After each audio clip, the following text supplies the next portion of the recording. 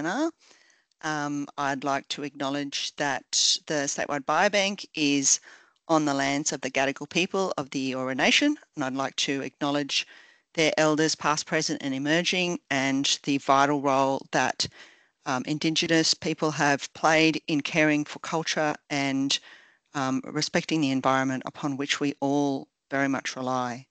It is a really great pleasure to be inviting Dr. Jonas Hess today. So Jonas is currently Business Development Manager of the Victorian Cancer Biobank, and I met Jonas at the recent ISBA conference in Melbourne, and I attended his poster, which was also on cost recovery, and I just thought this was going to be a fantastic presentation topic for our audience because, as I was just saying, I don't think I've ever really seen anybody present on cost recovery in biobanking, and particularly not within Australia, and obviously this is very important in terms of financial sustainability.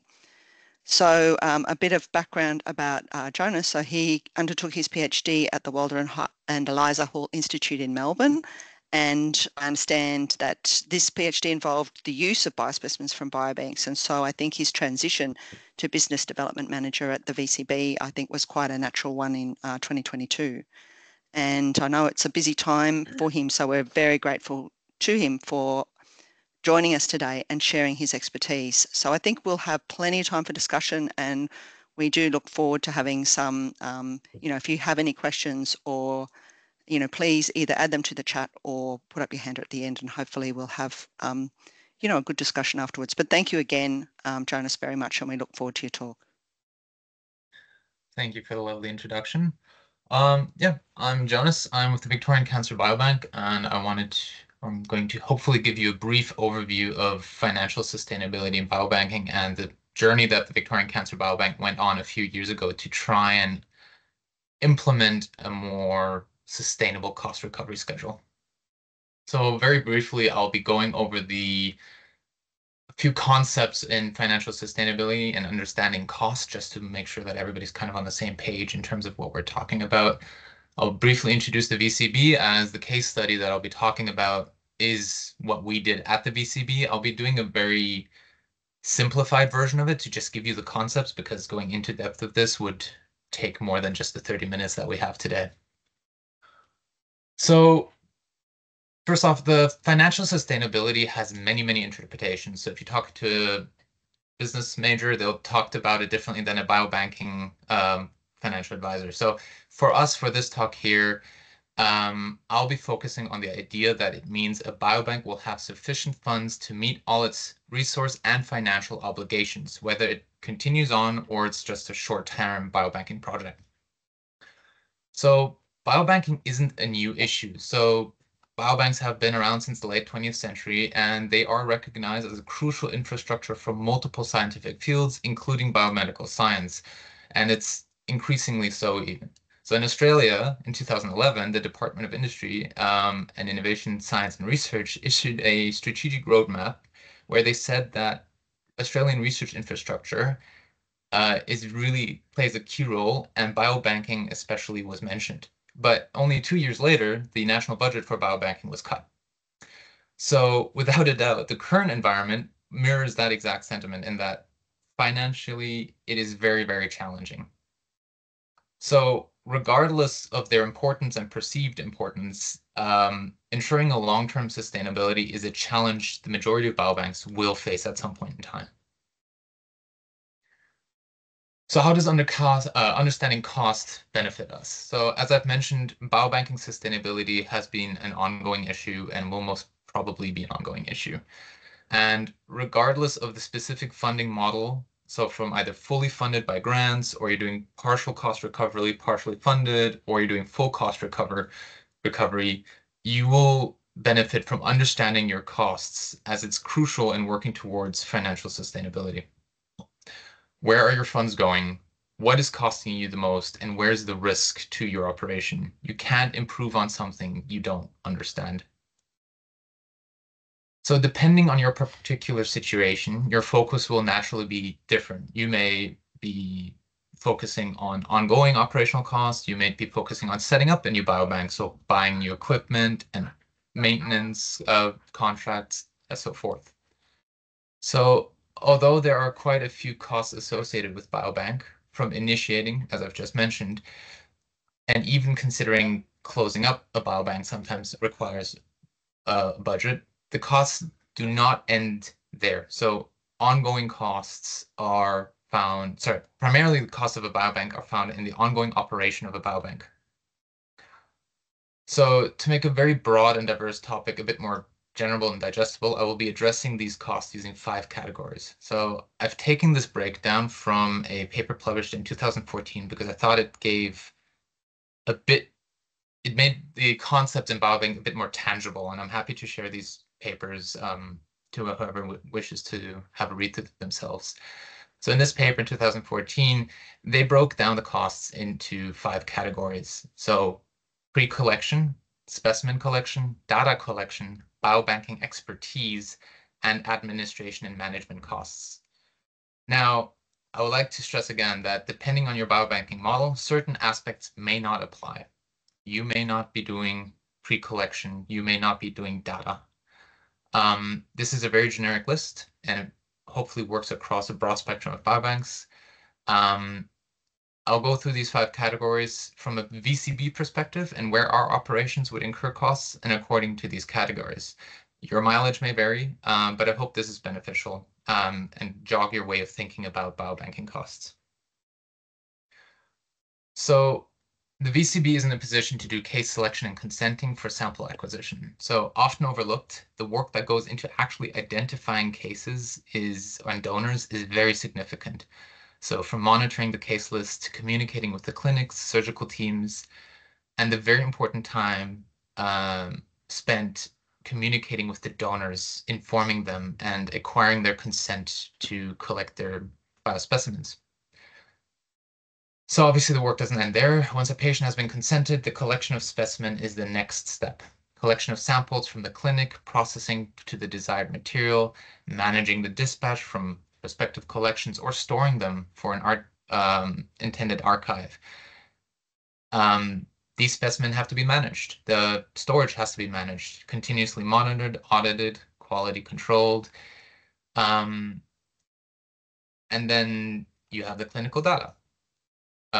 Increasingly important nowadays, you have to record this data, you have to manage this data, you have to quality ensure this data. So reference to the medical system, make sure it's up to date. Patient's information changes over time. You need to reflect that so that you don't have the wrong data. A system to help with data management, such as a laboratory information management system, is really, really beneficial too for larger operations, almost a necessity. But again, this also costs money. Furthermore, our expertise is a resource that feeds into our operations and contributes to our costs. We advise projects in terms of feasibility or biobanking best practices. We manage quality of our operation. We have to maintain certification and accreditation, educate and train new and old staff, and ensure best practice. So in certain cases, public engagement is also something expected of us, and the time taken there also represents a cost. So all of these are really important and sometimes overlooked, right? Making sure that quality management, advice, certification, accreditation, these are not minor items in terms of time investment and administrative investment. And administrative investment just doesn't end there. So the operation of a biobank also incurs costs for management activities, administrative activities. You will surely require maintenance contracts for the equipment that you use. You're keeping your ethics and regulated documents up to date in itself at a hospital that you're working with. And depending on your model, you will incur costs for business development activities like establishing contracts and managing clients and ongoing projects. A legal team is not cheap. So as I've indicated with the items I've listed, there are ones that were important to take note for our processes, but it's important to note that each biobank will have their own particular process and will have particular aspects that are important to them. So I haven't mentioned certain aspects like maybe your biobank does serological tests, histopathological imaging, maybe you generate data at your biobank, you do R&D. Do you report? You have reporting obligations. There's many other aspects that might play into the costs of operating your biobank. What I've listed here really is just scratching the surface in a certain sense. So understanding operational costs is important. It's not just limited to startup costs, right? The cost of the sample is not just the collection and the dispatch. It has to take into account the cost of operating the biobank. Everything has to be considered when you're planning for financial sustainability. So it's also important. This is important to take note also for fully funded biobanks, because you are allocating your resources to certain processes. And if you didn't take into account costs of that process, your funds will run out faster than you thought they would. So, as I said, fully funded to full cost recovery, there's a wide spectrum of how biobanks fund themselves or have models of funding. You might just require co-authorships and acknowledgements, and through these you get additional grants. You might be a mixed model, or you might be fully cost recovered, that you claim no IP rights, each sample is fully costed for, and all you require is an acknowledgement in a publication. Wide spectrum, the VCB, the Victorian Cancer Biobank, sits somewhere in the middle. We are funded by the Department of Health, but we also do cost recovery. So speaking of the VCB in our model, the Victorian Cancer Biobank is a tissue bank consortium of 5 banks and a head office. We are a not-for-profit and open access biobank who have an archival catalog. We do prospective collections, and we also do clinical trial services. Our specimens can also supplement it by clinical data. So to date, we've supported more than 350 academic and commercial projects. Over 40,000 donors have participated, and we are working towards 500,000 specimens collected. Now, just take a moment to imagine that a lot of this is also archivally collected. You need to manage this archival cohort. You have the data that's associated with it. You have all the different aspects of legislature to keep in mind with having this kind of a cohort. So as I've mentioned, we're a consortium. We're spread out across the metropolitan Melbourne and integrated into 5 different hospitals. That does also mean we have 5 different unique environments to take into consideration for our operations. So our process, or our journey for establishing a cost recovery schedule, was started about 4 years ago by Wayne, when we noticed that what we had in place was not reflective of what we were doing and our actual costs. I'm breaking down this journey into very, hopefully, digestible steps. It is simplified, and there's definitely a lot of work that went into this that isn't fully captured here, but I'm hoping to give you a bit of inspiration for your own journey. So we'll go over assessing the time investment. We then determined the cost per service, and using that cost, we established a cost recovery schedule that we use today, that we have on our website, and that we share with prospective clients. So the first step was assessing time investment. So when assessing our time investment in running the biobank, we broke down our operations into primary categories. So case selection and consent, laboratory processes, our operational activities, data management, and project management activities. This was to allow us to categorize where our time was going and also make it a bit easier down the road when we were actually calculating the cost. So this is critical because this is what we use to determine the labor cost of our services. And this is important, and I'll get back to this later. But without knowing where you're spending your time, setting up a cost schedule is going to be incredibly difficult or inaccurate. So we assess the time spent per activity across the entire consortium for an entire month. Time spent was cataloged in detail for every site, for every activity. So that it means serum case selection consent, processing of a serum sample, the administrative work, storage, dispatching, time spent entering data into the system. Each sample type was cataloged in detail. Now, this is the data broken down into the 5 categories. Of course, there's a lot of smaller categories within each of these, but to be a bit digestible, I've kept it broad. So 6 sites, hours spent per month for each of these categories. You can see we spend 150 hours on case selection and consent. That's quite considerable. As you would expect for a biobank that has active collections, the laboratory processes were quite time consuming. Data management, also very time consuming. It is not to be underestimated. And then for us, operational management activities was quite high. It's somewhat reflective of our model. We are 5 separate sites embedded in hospitals. You will have a higher in operational management investment there.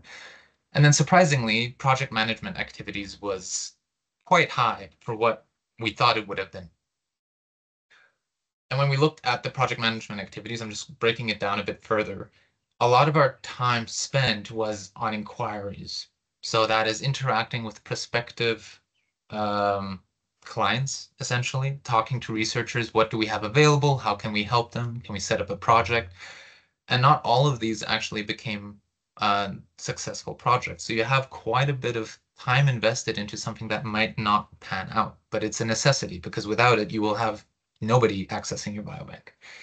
Monitoring the ongoing projects, communicating to projects, the researchers on the projects for sample availability, prospective collections have quite a bit of communication requirements, coordination between the 5 different sites, and then lastly, even getting cost recovery done. So invoicing will cost you time and effort. So unfortunately, a lot of aspects have to be considered when going through this process. So how do we use all this data to actually get the cost of labor? So very simplified and probably not really reflective of the actual salary hour or time spent. I just wanted to use very simple hour numbers. Let's take blood processing for serum. The time spent actually processing the material itself was 30 minutes, and you had somebody to sit there and do that work. So the cost of labor for just the processing of it, just the spinning down the tubes, labeling the tubes, aliquoting, that entire process is roughly $20 for that sample. That does not include collecting it. That does not include storage of it or dispatch of it. Just one aspect of that sample is this cost. Then another example is less tangible. So I said invoicing costs money too. So the way we did it is 10 hours were spent. Let's say 10 hours were spent in a month. The number of samples that were invoiced in that time period were 1,000 samples. So on average, each sample would cost 40 cents to invoice.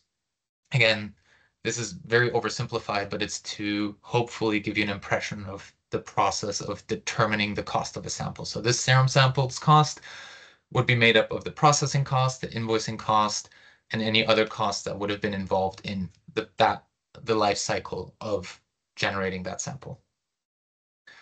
So the service of the serum would be the labor cost, which includes not just the servicing, the processing of the sample, but the case selection and consent, the time spent there, the management of the project, all those aspects taken into account, the facility, the space, renting the space potentially, the equipment, consumables, liquid nitrogen to store, extraction kits for DNA, RNA, tubes potentially, and then there's the overhead. So anything where the cost cannot be neatly traced to a specific point in time. So utilities, its cost of electricity is going up.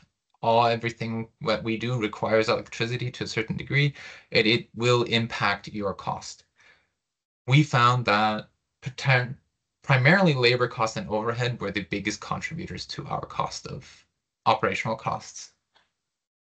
So as I've said, majority of the operational expenses were for labor. The time cost is the most significant cost, especially for us, but I don't think it would be too far-fetched to say for the majority of biobanks that will probably be a very high cost.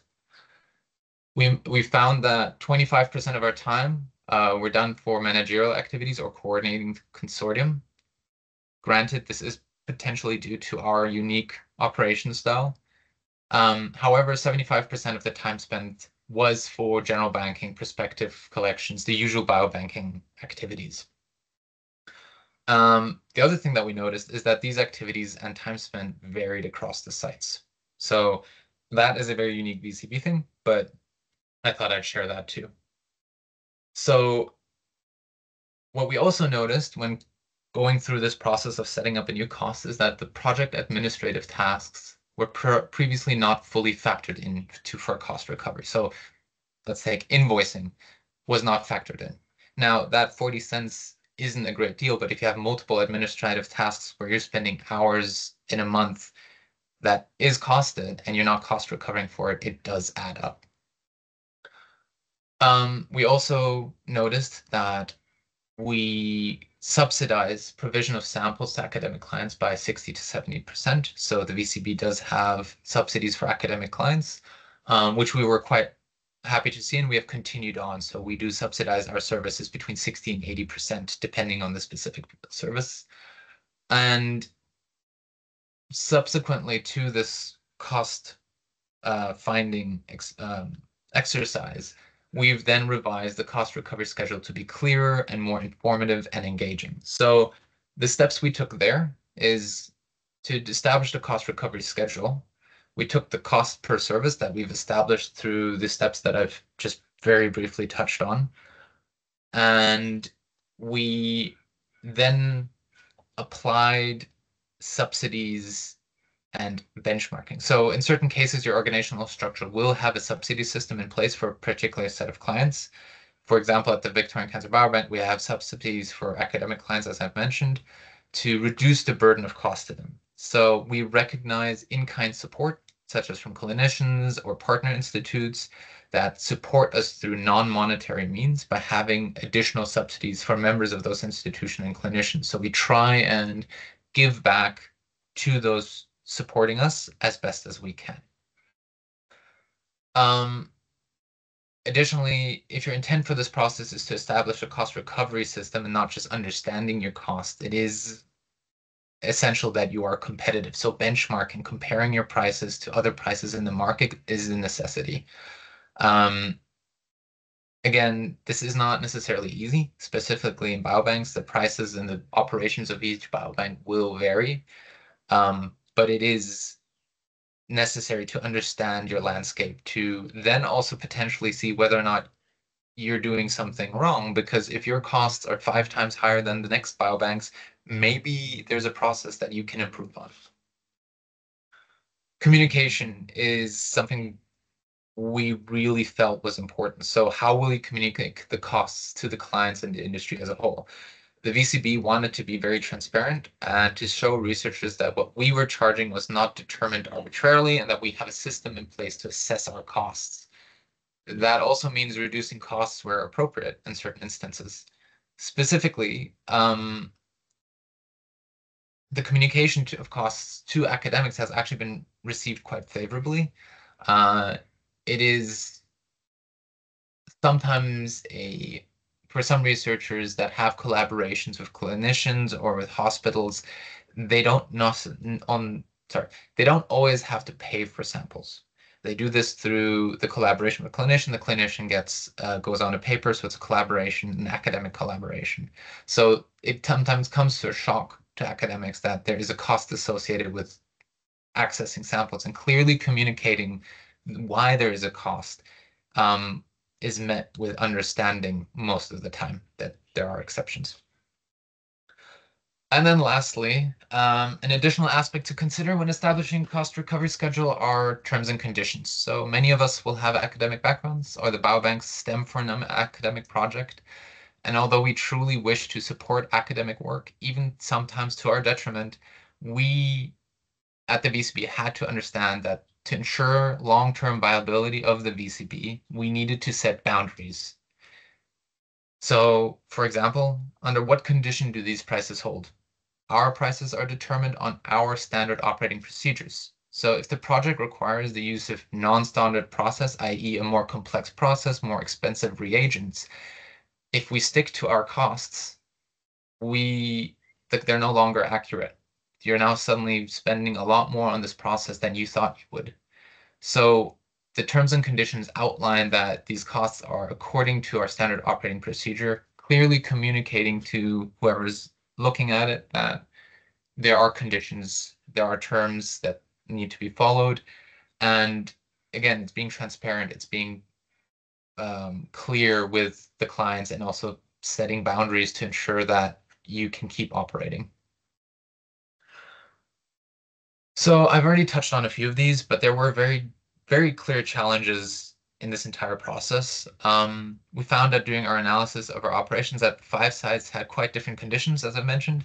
Each hospital had its own quirks. So determining a standardized price for our services, which involved all these different sites, was very difficult. It highlighted the need to try and standardize as much of as we could within the framework of the hospitals. There was still variability, but the more we could standardize, the better it became, the easier it became to set a cost or understand our costs. Archival and clinical trial services were somewhat straightforward to assess. You've got one sample, you know what went into doing that sample, you can set a standardized pricing for it. Same with clinical trials. They're asking for PBMC processing. Takes 4 hours. This is the price. Done. So you can generally set a defined service and a price for a defined service. Where we encountered, and to this day still encounter, frequent challenges is pricing prospective projects. The diversity of requirements means we have to assess each project on its own needs. That takes time, that takes expertise, and although we do still wish to improve in this area, we are in a better position to be more consistent and fair in costing based on this cost recovery assessment we did, because we understand our costs better, so we can understand what it would cost us to service a prospective project better. There's still room for improvement, but it's considerably better now, as we're reducing variability between projects. So measuring and reflecting the value of in-kind support, as I've mentioned, is something we try and do. But again, each interaction is different. The levels of support are different. We try to reflect that through subsidies and other adjusting costs where we can. For example, if a clinician assists us with the case selection and consent, we would not charge for case selection and consent. So we do try to be flexible. We try to really assess our involvement to be transparent, to be fair in our costing. But without a doubt, it's an area that requires very careful considerations, as these relationships are very crucial to our ongoing operations. Then we come to something that Jennifer had pointed out. Limited resources for cost recovery in biobanking. There's limited benchmarking resources. Back when this started, and even to this date, there aren't a lot of publicly available and transparent cost models. There are a few, ours now included. However, because of the variable models, they might not be applicable to what you're doing, which means it makes it very difficult to assess whether or not your costs are fair or appropriate. It's still difficult to know whether our costs are competitive. We do speak to as many people as we can. We listen out to when we hear other CROs or companies doing processing. We try and see what they costed at, compare to their services to our service, and see, is there maybe room for improvement on our end? Maybe they are doing a process smoother, faster, therefore they can offer these cheaper prices. Is it something we need to consider improving on our end as well? So we do try to keep an eye out for other costs and continuously monitor that as well. So our analysis was a very thorough and time-intensive process. However, it's now almost been 4 years since we've done this, and although we do adjust our prices to match inflation, another thing that does change over time is science. The needs of the academics, the needs of the projects, the environment evolves. So reflecting ongoing changes in progress and our schedule is not very straightforward. It sometimes means reassessing a certain process. It sometimes means taking into account sudden changes in the funding structure in a hospital. Suddenly the hospital doesn't have the funding from the government it used to have, and certain facilities are no longer free. So we now have to pay for a certain facility. These are costs that were unplanned for, but we do need to take them into account. We need to reflect them in the work we do. If we have to pay pathologists to do a cut-up of tissue, it's a new cost. It's either passed on or we have to increase our prices to cover that. But this entire process has also very clearly come with opportunities. So I'm just summarizing a few that I've touched on through this process. So identifying gaps for improvements in operational processes. So it has allowed us to improve or identify issues. If, for example, not just because of the different sites, but also if you identify a certain process being incredibly expensive, you cannot, even though you didn't think it would be. For example, serum processing turns out to be incredibly expensive compared to PBMC processing. There's probably something in that process that is inefficient. It allowed us to identify risks. It allowed us to try and mitigate risk. So it allowed us to also improve our future planning based off of that. Where can we improve? Where do we need to invest to improve? And really understand if, for example, our funding would be cut going forward, as an example, which are the processes that we have to let go first because they're the most expensive. It allows for planning in financially risky times. Overall, this has also allowed us to really understand our capabilities, which we've used to highlight to clients when we speak to them because we know of our process better. We understand the intricacies better when we're talking to, for example, a client that needs assistance for collection of a certain specific type of sample, say like, this is where we can come in, this is a cost for us to do this, and really highlight to them that we are cheaper than them trying to set it up themselves in many cases. Of course, not always, but it does, understanding our own model or services better allowed us to communicate it better. So I realized this was a bit of a breakneck speed through the entire process of cost recovery. There are quite a few papers out there on this topic over the last decade. Not all of them will be completely pertinent to what you're doing, but all of them together allow you to form somewhat of an idea of what needs to be done.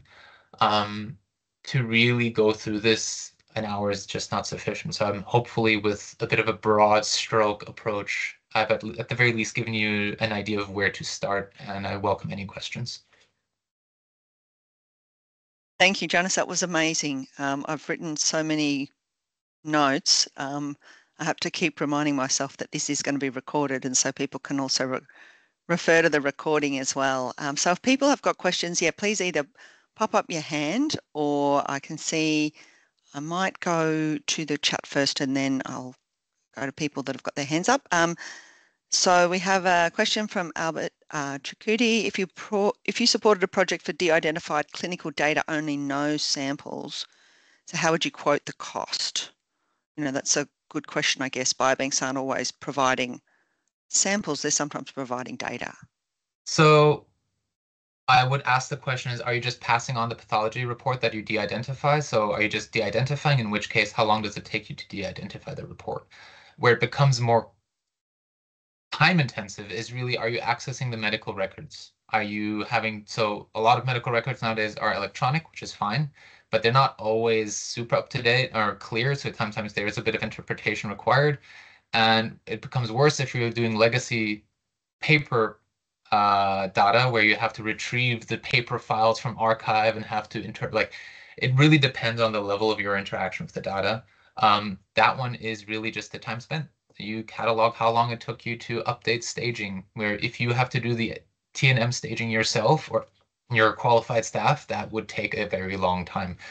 Updating simple information from the EMR into your LIMS or laboratory management system might only take 10 minutes for a patient, or it can take an hour if you're doing 5-year follow-up and multiple therapy courses. So it really depends the type of data you're doing, and I think it is just noting how much time it takes you. and you will sometimes potentially make a loss on certain data, but you have to standardize it because there's variability across patients. Certain data items are just very time intensive. And again, communicating this to researchers is not easy because data is very important to them, but also often sometimes more expensive than the sample itself. Thanks. Yeah, that's a great answer. Brodie. Yeah, hi. Thank you. That was a really good talk. I had some really good data. I just have a query. So you said that obviously that there were certain time aspects that were measured that went into the cost recovery, the analysis of the cost recovery. And so one of the examples you gave was for managerial tasks and say inquiries. So I was just wondering, how exactly was that time measured? So was it something as, you have multiple sites, was it measured on for an example, a timesheet, and then you captured that data? And was this implemented? Did the timesheet have to be implemented prior to you running the analysis of the data?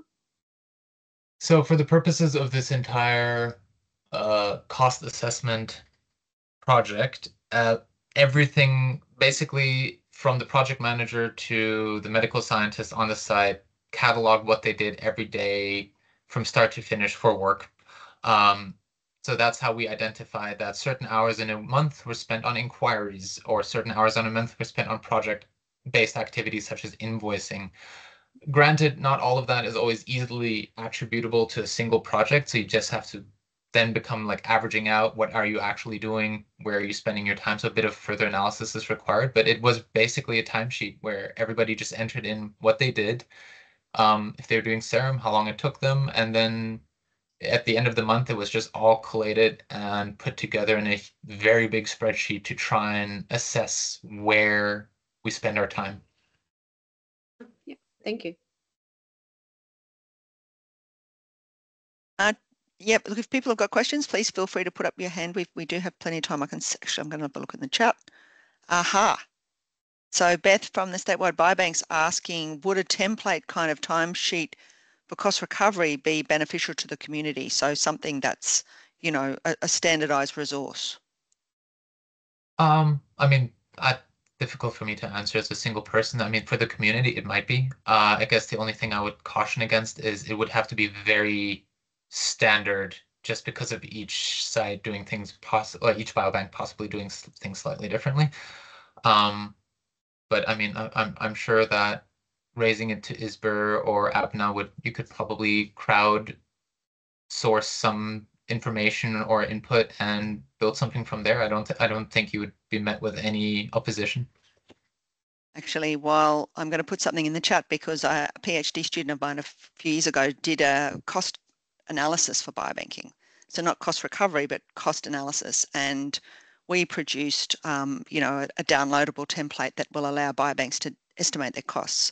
So that was to include financial costs, but also the kind of in-kind costs, even things like, room space rental that often biobanks don't pay for, but at the end of the day, somebody is paying. So I'll put that into the chat. I believe the ISBER website also has a link to a kind of resource that goes along those lines. They do. Yes, I think that was developed by Peter Watson's team. Yes, I think there's a cost recovery app, and I'll see if I can find that as well. And I can see that, Georgette, you're saying Abner's doing some work on this, and it's a project that's ongoing. So I think that's fantastic. Yeah, I know you've been very busy with the conference. But yeah, I think more resources in this space, I think, are definitely going to be welcome. Kate.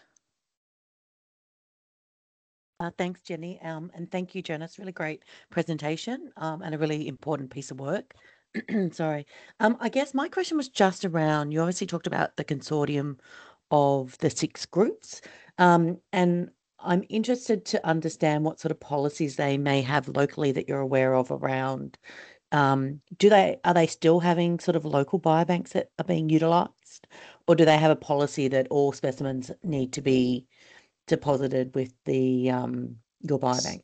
So there is no such policy. Okay.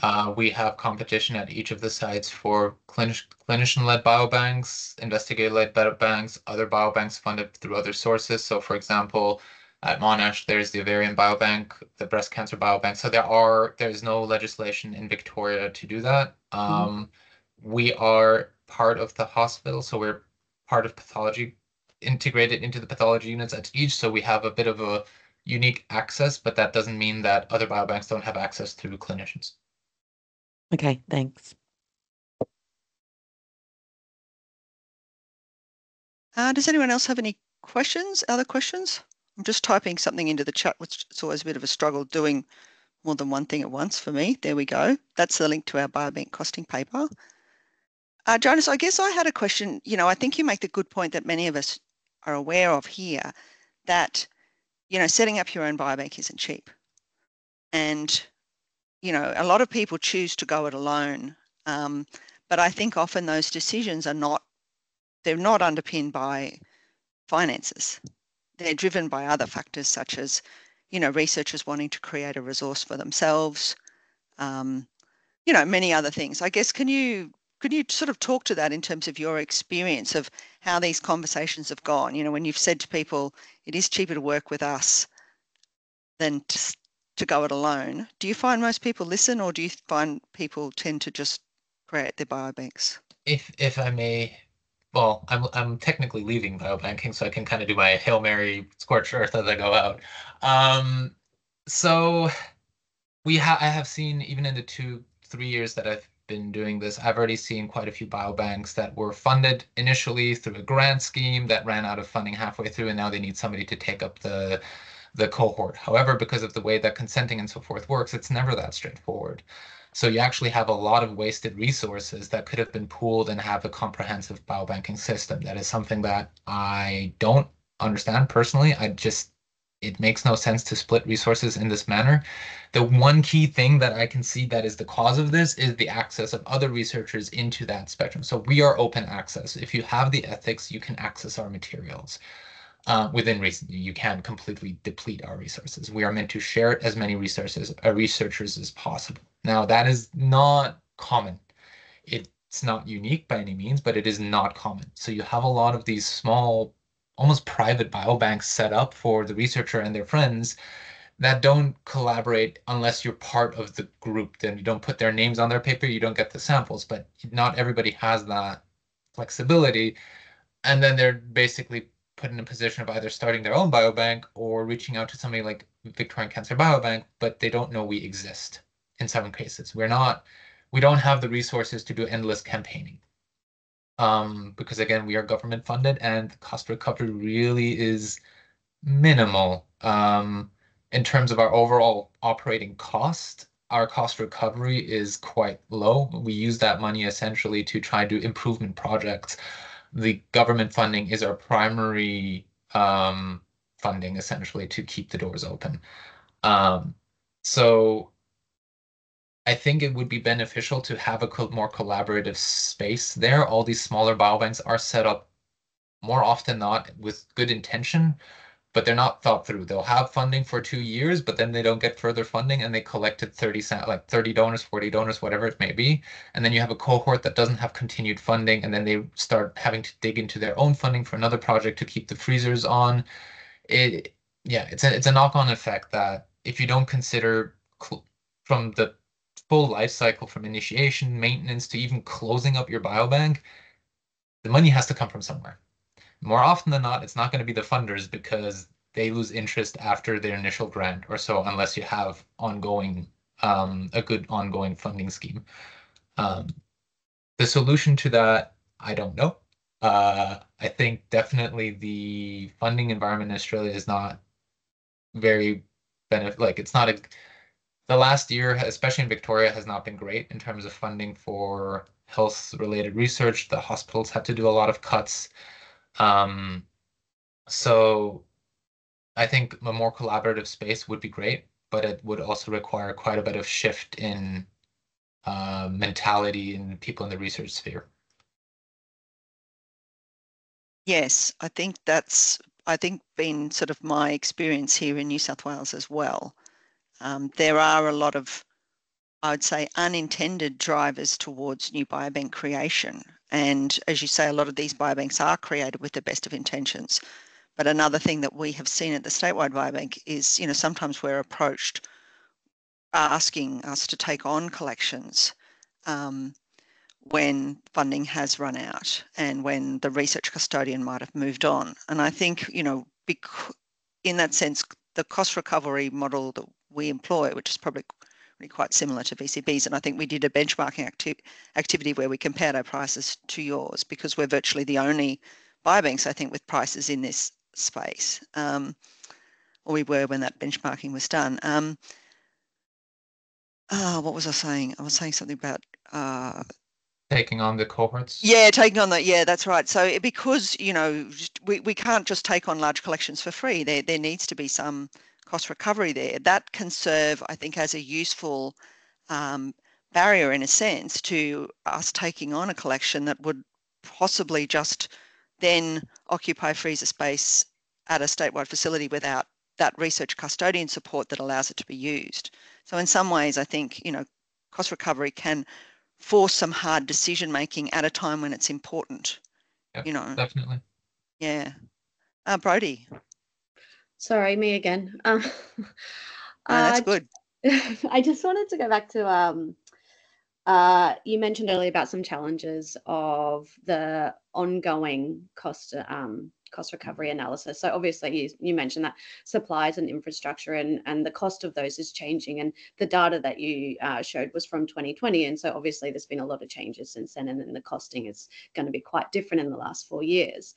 How often are you, I guess, reviewing or analyzing the data, or at least collecting the data to continuously, I guess, keep on top of what your cost recovery is looking like? So have you done it again in the last 4 years? And not you specifically, but your biobank. Has it been done again? So not to the same extent. Yeah. Certain processes haven't changed in the last 4 years. Inquiries and administrative work hasn't really changed because we're the same structure. Yes, certain work will definitely have improved, or data will have changed. So for example, we've introduced slide scanning recently, about half a year ago, through funding for a grant from Stafford, from the Ian Potter Foundation. We've received a new equipment so we can do slide scanning. We're wanting to build up an image biobank, or image bank essentially. And for that, I did the similar costing. Again, I assessed how long they took. I asked them to do 2 to 3 mini projects, checked how long they took, and assessed the price off of that. In terms of the general schedule, annually, we do an inflation check. So just to make sure that our prices aren't getting dragged behind, especially right now, that is important because otherwise you will very quickly be considerably below. But a full-blown across the site time schedules thing like that hasn't been done again because it is extremely expensive. It is not cheap to do that by any means, but we are somewhat confident that if a process changes drastically, I do the analysis of the change to that process and adjust that specific process if we're aware of it. For example, we recently became aware that next genomic sequencing is becoming part of some initial first-line care for certain tumor streams to a certain degree. So that data is now being entered to the available set of data we have. So I'm assessing how long it takes for our sites to integrate that into our LIMS. We use Open Specimen. There's many different ones out there, but that's where we keep everything. How long does it take from hospital system into our LIMS, time taken, etc. Like, so I do this on smaller chunks, not as a whole. It hasn't been done since that initial one 4 years ago. Thank you. And Jonas, I guess one thing that all biobanks can do quite readily is once they have a cost recovery schedule, you can track pretty easily what proportion of your, how much money you're getting every year. And I think that proportion of cost recovery versus overall costs is a good sort of sanity check for, where are we? Are we kind of maintaining a level of cost recovery? Or if you're starting to go backwards, you can think, well, something's perhaps going wrong, and that's an easier thing to do than overhauling your prices and the whole thing every year, which I agree is very definitely. I mean, very resource intensive.